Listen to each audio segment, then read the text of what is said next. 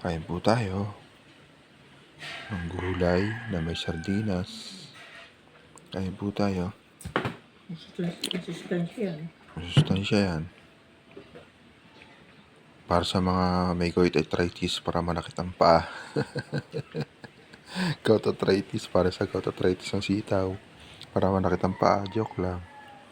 Kain po tayo ng tanghalian. Shoutout sa mga kumakain din. At mga nakakain ng sitaw at kalabasa at sardinas. Kain po tayo.